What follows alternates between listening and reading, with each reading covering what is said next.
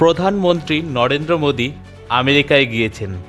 এদিকে পাকিস্তানে এসেছে মুসলিম বিশ্বের খলিফা হওয়ার চেষ্টায় তুর্কির রাষ্ট্রপতি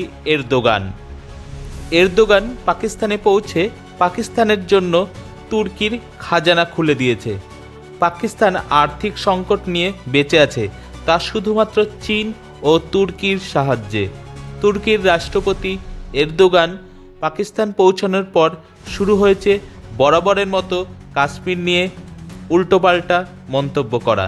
কাশ্মীরে হিংসা ছড়ানোর চেষ্টা করছে তুর্কির রাষ্ট্রপতি এরদোগান কাশ্মীরের জাতিসংঘের মাধ্যমে সমাধান করার কথা বলেছে কাশ্মীর ইস্যু নিয়ে। কয়েকদিন আগে পাকিস্তানের রাষ্ট্রপতি চীন পৌঁছেছিল, সেখানেও চীনকে দিয়ে কাশ্মীর ইস্যু নিয়ে জাতিসংঘের হস্তক্ষেপ দাবি করেছিল। প্রধানমন্ত্রী নরেন্দ্র মোদী আমেরিকা যাওয়ার সময় দুদিনের জন্য এরদোগান পাকিস্তানে এসেছে। এরদোগান বলে, কাশ্মীর ইস্যু নিয়ে যুক্তরাষ্ট্রে আলোচনার মাধ্যমে সমাধান করতে হবে।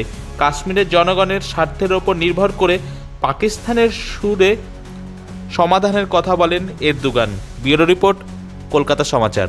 এ বিষয়ে আরও জানতে কলকাতা সমাচার চ্যানেলটি লাইক করুন, সাবস্ক্রাইব করুন ও বেল আইকনটি প্রেস করুন। ধন্যবাদ।